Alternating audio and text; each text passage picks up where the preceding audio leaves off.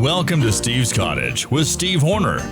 Steve Horner, a former radio talk show host, helps spotlight the source of today's social chaos while offering practical solutions to the problems negatively affecting you and your family.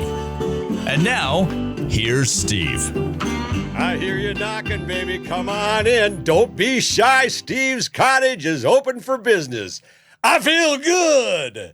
Well, this is Steve Horner coming at you, and have a seat and join me and be comfy. Hey, listen, I got my coach's hat on today because I was wondering, what hat do I wear? Well, I thought, why don't I just wear the hat I wore the other day when I was doing a balancing work and family seminar. I go as Coach Steve, and you can find Coach Steve in my 9 steps, which is presented to customers, businesses that have employees that, needed a little help about coming to work with a lot of baggage.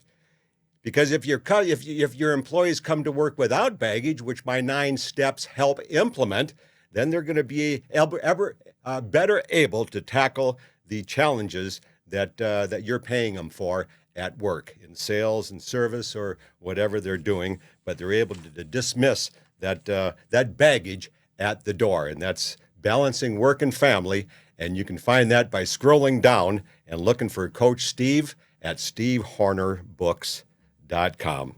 Well, it sure is good to have your company. And as the opening says, the nature of this program is to not understand the problems or the effects of social problems, but what is the cause of this chaos. And by listening to this show, you'll be able to understand the cause of the chaos so you can help put an end to it, because knowing is half the battle. By visiting Steve's Cottage, a listener risks bouts of anger, which may impact some audience members differently than others. A rise in blood pressure may accompany this anger in some. Nosebleeds, heart attacks, headaches, and sleeplessness are common. You might also experience sudden attacks of extreme laughter, often accompanied by dizziness, lightheadedness, and general confusion, which is most common in those audience members most affected by social and political apathy. Yes, almighty, I tell you, it's this show that keeps me happy and looking good. So I'm glad you joined me here today. Isn't that a funny bit, that disclaimer? You hear that on all those goofy drug spots. You take one drug, and then that screws you up in one way, and then you got to take another drug to counteract the goof up from that first pill, and then you take a third pill to straighten out from the first and second side effects. And what a crazy deal. Well, so anyhow, this show truly, and the various aspects of balancing work and family that you'll find at stevehornerbooks.com is truly what keeps me young and good looking, huh? And being able to say that with a straight face. Okay, and just remember, because of that disclaimer, baby, you have been warned. I feel good. Here we go. Hey, let's do a little cleanup time first. Last week I was talking about the rise of Jewish despisement around the world, leading up into the 19th century when Jews, led by Mr. Jew himself, the Communist Manifesto author Karl Marx, they were allowed back into Germany. And once again, then, they put the Judaic commitment into work. You see, I'm going to connect the dots for you today. It's going to be real simple so you understand that this is not racist and misogyny that I'm talking about here, but it's the cause of the chaos.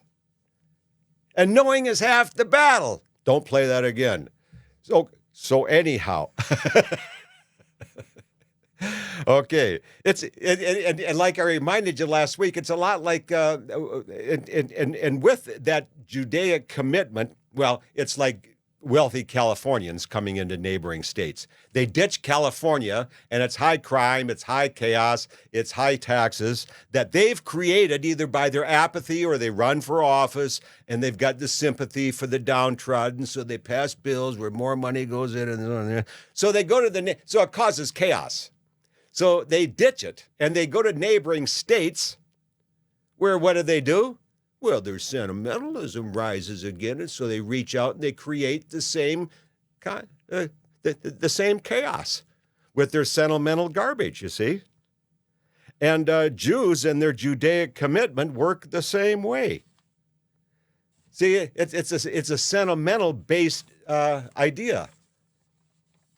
A pledge to truth, nothing wrong with that. Pledge to justice, fine. A pledge to peace, that's good. Loving kindness and compassion, that's where it gets a little iffy, you see. Because you start passing out a lot of these, well, then that becomes enabling. And, like in California, the kindness turns to handouts and creates apathy and a feeling of entitlement and a negative attitude from those entitled when they feel they don't get it or don't get enough. And, it inculcates an attitude of what the hell have you done for me lately? And that is the exact same reason that Hitler turned against the Masons and the Catholics. You see, the Masons and the Catholics were known for their really hard commitment and work and sacrifice and diligence to excellence, and they learned skills. So then they were able to go out and make a living. Well, then when they'd come home at night, their sentimental wives said, Charlie, we got to give money to the poor people that don't have it, you see, because they're unskilled and they're lazy and they're crippled and they're hungry and they have families. And so we've got the money so we can pass it out. And so sometimes that's a good deal. Because people do, at times in their life, need a hand up. But when it gets to a point where it becomes enabling and allows these people to be lazy and to be simple-minded and to not work to the fullest extent of the creativity and intelligence that God gave them to work with at birth, well, then it's not motivational. It's just the opposite. It's crippling. It's like what happens when parents spoil their children. They become lazy and arrogant and vindictive and entitled. And don't we see that with the handout program today? Look at homelessness.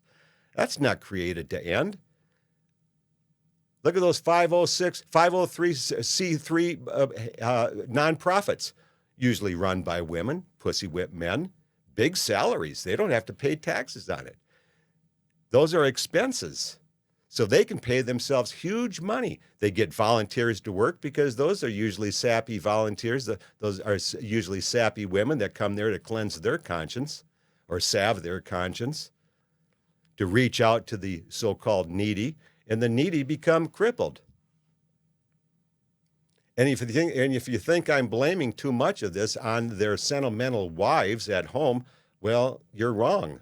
It was Shakespeare who said, the general's general is the general's wife. Goes way back in history, ladies and gentlemen, okay? The women have a huge, huge influence, and their sentimentalism is what influences usually in the wrong way. Today, 80% of them vote liberal. That's the proof in the pudding. So, while the Masons and the Catholics were known for their hard work and commitment to excellence, their handouts to others made them weak. And their compassion to others were then killing others. It was not helping at all. It was wrecking Hitler's and Germany's fine, age-old conservative value system.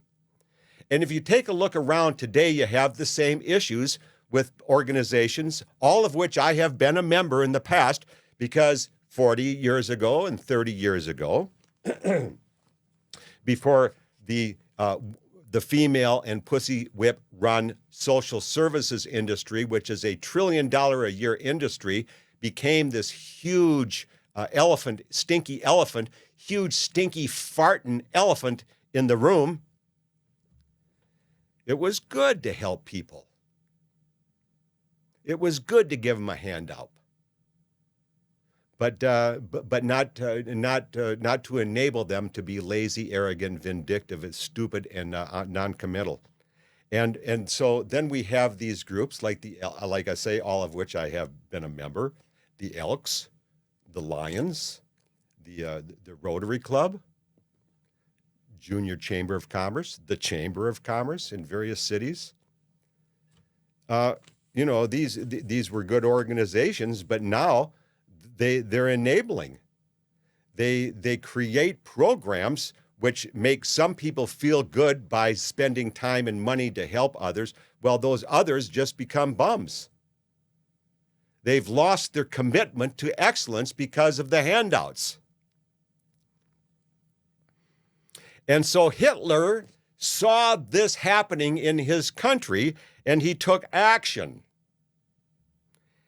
The Nuremberg laws were passed in 1935. That stripped Jews of their citizenship, and then many Jews tried to fight back, but they were outnumbered. But they had become arrogant. They had run the press, the media, the banking system. They were publicly bad-mouthing the Nazis. And this so angered some of the Jews that it kind of filtered down to this young 17-year-old Polish Jew who shot and killed the German ambassador to France. I talked about this last time, but I forgot the summary, which you're going to hear in just a moment. The conclusion. Now, in that case, it was a liberal killing a conservative, rather than the conservative, who was a Bosnian national, killing a liberal, part of the Habsburg liberal regime. And the fella who was killed then by this Bosnian national was the Archduke Ferdinand in Sarajevo in 1914, and that sparked the beginning of World War I. So it wasn't race. It was anger. It was revenge. That's a big problem. It's in the Bible. Christ says, "Revenge is mine, not yours." So it must have been a big problem for a long time. Revenge is a problem. So when this kid popped off this German ambassador, the Germans fought back with their own revenge. They implemented the Night of Broken Glass. You've heard talk of that. The Night of Broken Glass. That's when the Germans and the Nazis, they busted Jew homes and Jew businesses all through Warsaw. That's revenge. Today, the Jews want to tell you that it's racism and hate, just like black people and or Hispanics or all the rest of them. They want to tell you, even the women, they want to tell you it's systemic racism or bias or whatever. But they're wrong. It's behavior. It's bad behavior which bothers a lot of us, because it usually leads to no good, and it's the result of this entitlement and arrogance and vindictiveness. That's what leads to anger and confusion and revenge. And that's when the violence commences. And I don't want that to happen. I'm a peaceful sort. But I'm a smart cookie. I'm able to connect the dots, you see, and the dots are not that difficult to connect. You got one system here that wants to hand out to others. You got the women on board with that. We know it does no good. It creates arrogance, vindictiveness, violence, and then one side says, well, I don't want to support you, but then you're being called names. You're a systemic racism. I don't like the name calling. It's all a failed system. And it's an easy system to understand. The formula is failure plus failure equals, come on, figure it out for yourself. It's easy. So anyhow, these days, women, pussy whip men, they seem to be full of revenge because they haven't gotten enough. They feel vindictive. They feel like they're entitled, and so they haven't gotten enough, so they're always going to be upset. They've lost that commitment to hard work and dedication because they've been told they're entitled to favors and reparation. See, it's a giver and taker society. And the takers have been told that the givers are lucky. I want their luck too, you see. They haven't been told that the lucky have been lucky because they've worked their tails off. They think somehow the gods from heaven have bestowed the wealth and the good charm on them because that's what the liberal press and the sentimental women, the Jewish press, I should say, that's what they have been told. That's what they've been telling these saps. So they believe it. And that's how we have become crippled. Failure plus failure equals. Say, let's get into the Cunt Chronicles, or actually it's called the Paradella Chronicles, formerly called the Cunt Chronicles. And this talks a little bit about some of the examples of how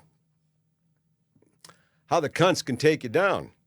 And when I talk about cunts, it's an acronym: C period, U period, N period, T period. It's can't understand normal thinking. A lot of periods in it. Of course, women have their periods. We men, we have our exclamation marks, or call it an exclamation point. Little table pounding going on there, man. Very little. We need more. We need more Trumpism. Okay? Trump is the man. Okay, so we need more table pumping, banging. Okay? We want to hear the thumpers. And those pussy whip men, they're just like cunts. They can't understand normal thinking either. Here's a typical Associated Press story here talking about this tropical storm Cindy, and then the writer from the Associated Press who doesn't identify herself.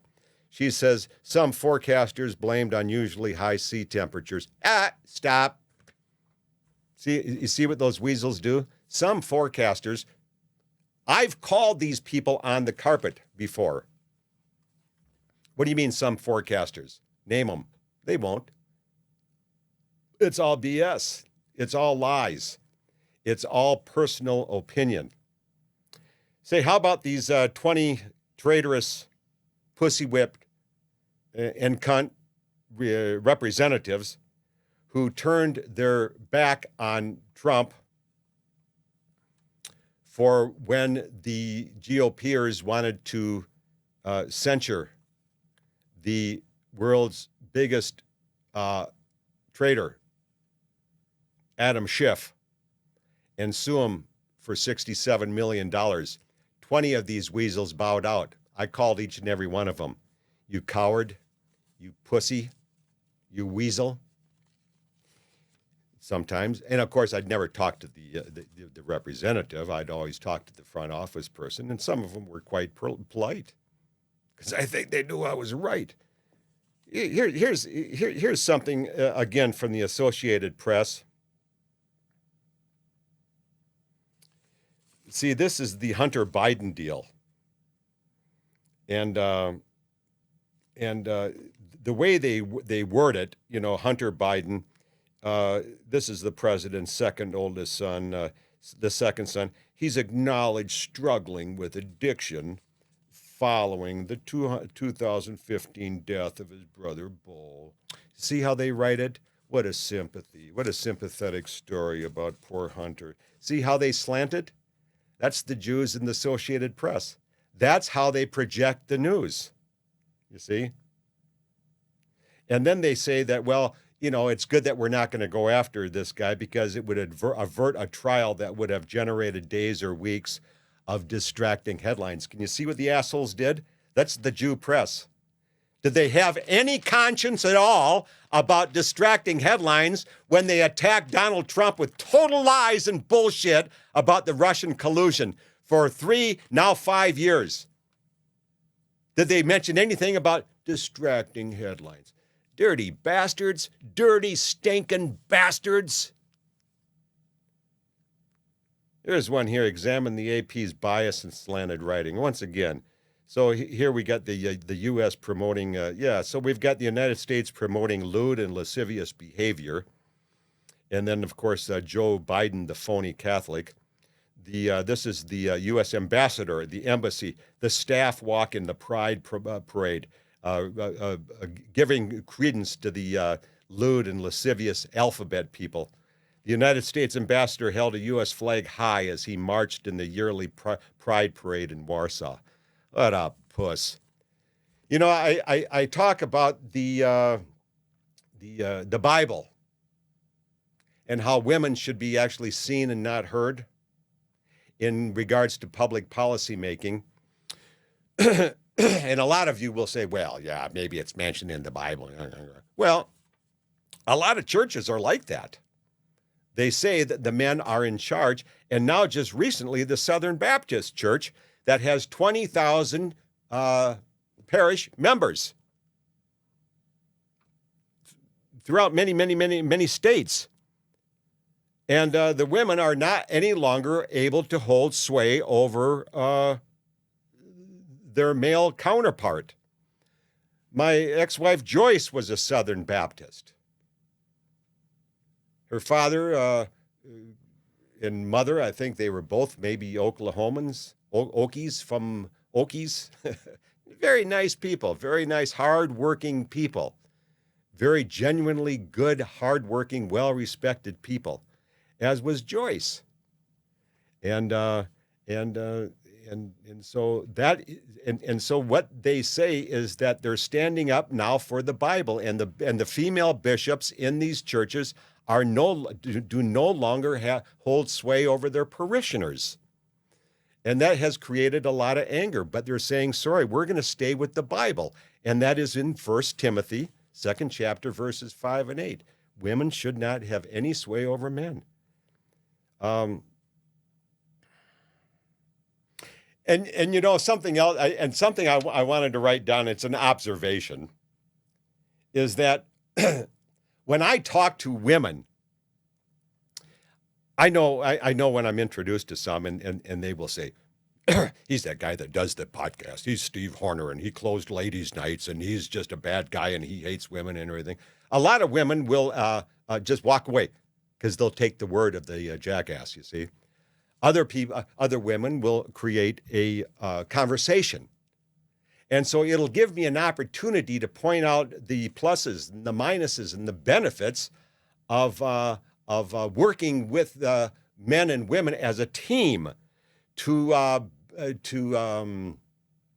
able to benefit from the differences of how our gender mind are wired differently, of how our minds are wired differently. And after I talked to them for a little bit, a lot of them, usually the more intelligent, good-looking ones, truly, will understand the nature and benefit of what I'm talking about. Because, you know, they might remember how good it was for mom to stay home and nurture the kids while dad was the breadwinner. Here's one out of here's a whole country of voters. So the AP writers, they go to 2 cunts out of a whole country here to get their opinion on Trump. And they've got, and I sent a letter to both of these women, Kathleen Evenhouse, and then there's a Karen Sheslik, one of Indian Land, South Carolina, the other one of Pella, Iowa. And they say, well, Trump was a pretty good guy, but he's a little too harsh. I'm not going to vote for him. Out of a whole country, the AP, the Jew-run AP, has 2 women that they say, well, you know, we just don't want to go through those harsh times again. Well, ladies and gentlemen, already we are just at the end of the trail, and on your trails throughout life, as you reach for the top of the mountain, please take the less traveled trail. It's a little tougher, but when you get through it, you're going to feel better about yourself, have better memories, and the rewards are so much grander. So until next time you come to visit, I'm Steve Horner, and you take real good care of yourself. Thanks for joining us. Visit Steve's Cottage again with Steve Horner.